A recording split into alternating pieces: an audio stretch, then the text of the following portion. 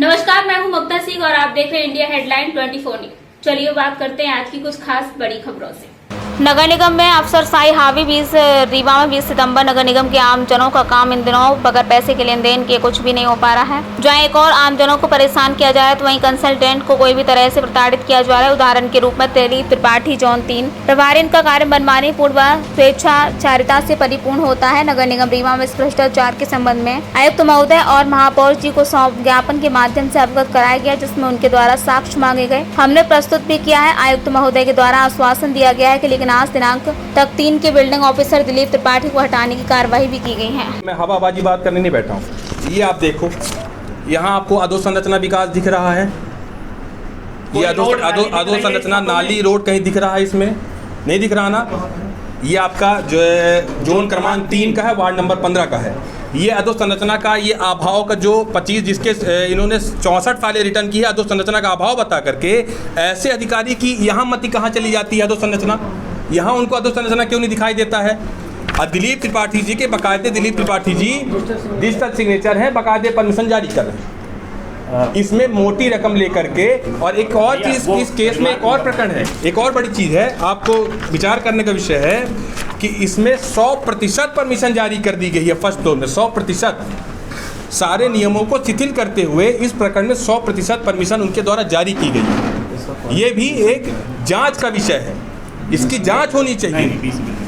जब उन प्रकरणों को भी आप बिना वजह रिनर्स कर रहे हो और ख़ास तौर पर अल्प आय वर्ग की सोसाइटियों में भी अप्रूवल मांगा जा रहा भैया, वहाँ भी अप्रूवल, जो कॉलोनी ऑलरेडी अप्रूव है, जिसमें आज कई सालों से मंजूरी होती जा रही है, उसमें भी इनको अप्रूव लेआउट चाहिए, अधोसंरचना चाहिए इनको।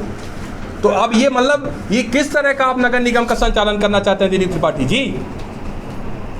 मैं उनसे पूछना चाहता हूँ। ये स्थिति सिर्फ एक अधिकारी तो ये सब कर नहीं सकता, उसके पीछे किसका हाथ है? महापौर ने त्वरित निर्णय लेते हुए 13 तारीख के MIC को उनको हटाने का आदेश जारी किया।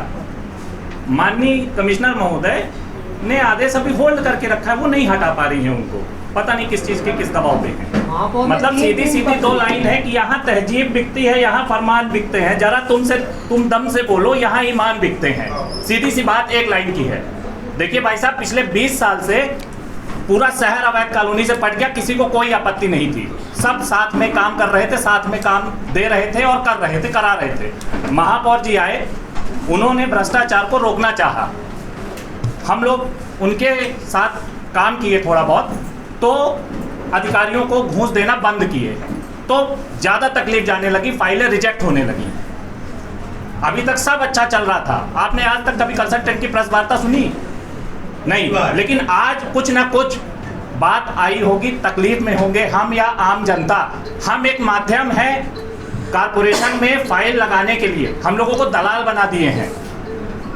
मतलब आप फाइल तब लगाओगे जब आप अधोसंरचना का विकास करोगे। कैसी अधोसंरचना कि ग्राउंड फ्लोर में 40% का ग्राउंड कवरेज अप्रूव है और फर्स्ट फ्लोर में 100% का ग्राउंड कवरेज अप्रूव है और साथ में फाइल है उसकी। मतलब ये कोई हवाई की बात नहीं है, प्रमाण है, डिजिटल साइन कर रहे हैं। और आप एक चीज़ ये बताइए, आप एक सक्षम प्राधिकारी हैं, आप 1 बजे फाइल को सैंक्शन करते हैं और 5 बजे पुनः रिटर्न करके उसमें एस्टिमेट का सुधार करते हैं, मतलब राजस्व की हानि कर रहे हैं आप। सीधी सी बात। और एक तय समय सीमा 30 दिन की बनाइए। मैं दावे के साथ कहता हूं कि नगर पालिक निगम रीवा में आज तक ईज ऑफ डूइंग के अंतर्गत 30 दिनों की समय सीमा क्रॉस होने के बाद आज तक कोई मानचित्र स्वीकृत नहीं हुआ। क्या ऐसा संभव है कि सारे के सारे काम इनके द्वारा तय समय पे किए जाते हैं? अगर तय समय में नहीं हुए तो मैं पूछना चाहता हूं कि कौन सा ऐसा नक्शा है जो आपने 30 दिनों के बाद डीम्ड स्वीकृत किया है?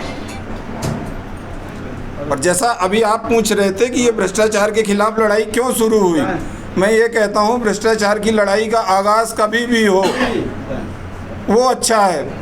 भ्रष्ट आचरण जब दिखने लगे, भ्रष्टाचार जब समाज में परिलक्षित होने लगे, जब उसकी रूप बड़ा होने लगे तो उसका दमन, उसको ख़त्म करने की आवश्यकता इस समाज को होती है। और ये लड़ाई हमारी नहीं है, ये लड़ाई रीवा के लोगों की लड़ाई है। उससे कंसल्टेंट बिरादरी उसका माध्यम है।